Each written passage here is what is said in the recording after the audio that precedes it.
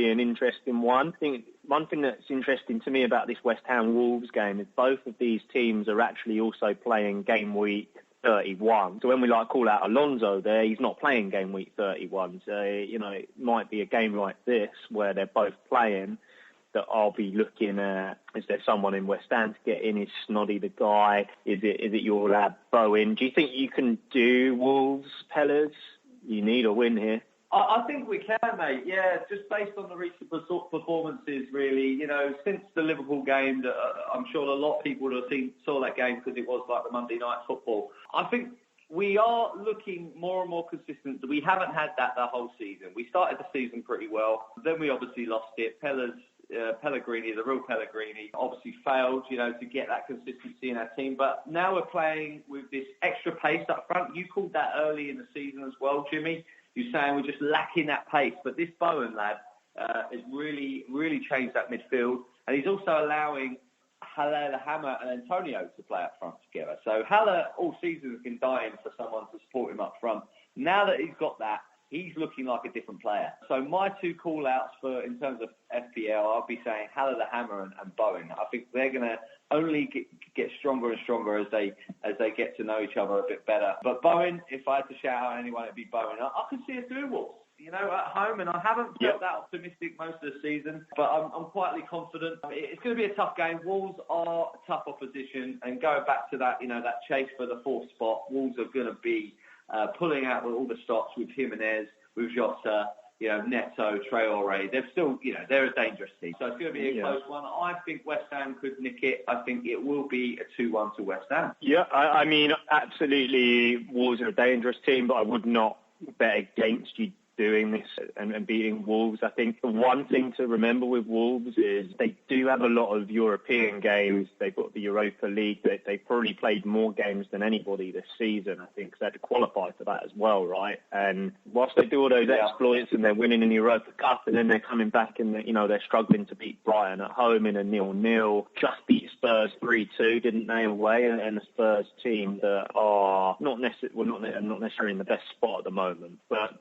I'm beating in 5 Wolves. You did say this could be the time they lose a game after a 0-0 with Brighton and just scraping past Spurs. And you're looking okay, West Ham. You do come into it off the back of, a defeat, obviously, but then a win the game before. And I think, your last defeat to Arsenal, a little bit unlucky with the VAR. A goal's a goal. Definitely. But either way, West Ham, not a bad shout for that. You need a win. I can see it happening, especially when you're at home. Following that, you've got Spurs versus Manchester United. My beloved Red Devils. We've all called it out already today. Fernandes is just looking superb, and I think we did brilliantly against Man City. The way we played for the whole game, it didn't look at all as though they were ever really going to score, which was great to see for me. So I think Fernandes is going to do it against Spurs again. I think we're going to do Spurs. I think this could be 2-0 United. I'm going to go for 2-0 and never back against us. But boys, have I got it wrong? Are my blinkers on? No, I mean, as much as I hate to say it, I think you're because it's your beloved Manchester United. I think you're right. You mentioned the ongoing injury and growing injury list to Spurs players, and you mentioned Bergwijn being added to that. I think they're threadbare. They really are. And despite them being at home, I think Manchester United are going to be too much for them. I think they're starting to understand the shape, the way Ollie wants them to play. It's great for you, Man United fans. Not that you've got much to play for this season. But, yeah. Stop, mate. Stop. Got a little thing in there. But, no, I think, irrespective of that, I think the way, Fernandes is, the way he kind of creates a lot of space, the way he connects the play really helps Martial, for example, and we've seen that, right? Past couple of game weeks, as soon as they got rid of Martial, Fernandes comes on the scene, and they've both been playing brilliantly and turning points for FPL managers. I see that form continuing, so 100%, back you on that. I totally agree with that. I think that, Tottenham are on a downward spiral. They're not doing well. And my one point I wanted to point out as well, though, but with Fernandes, he's so frustrating because he keeps having blinding first half and then doing nothing in the second half. So I want to see Fernandes step it up in the second half. I don't know whether Man United are just sitting back deeper and they're being more defensive and not giving him the ball, but let's give him the ball more. Let's see him go out a full 90 minutes, and I reckon he could end up, getting a hat-trick or something like before the end of the season. So, yeah, want to see more from him on the second half. He's that good, he only has to play for one half. NVD, take us into Everton-Liverpool, the Monday madness. What are we seeing? Is he going to win? So I am going to back us to win. I mean, I think even though the game, we play tomorrow against Atletico, and it's a must-win game if we're to proceed in the Champions League. And I think, to be honest, with players coming back, Robertson, Henderson declaring themselves fit for tomorrow's game, whether they play or they're on the bench, naturally that's good for this game going into Monday night football. Maybe kind of the exploits in terms of if we do get past Atletico might be kind of a little bit draining on certain players, but we're always up for playing against Everton.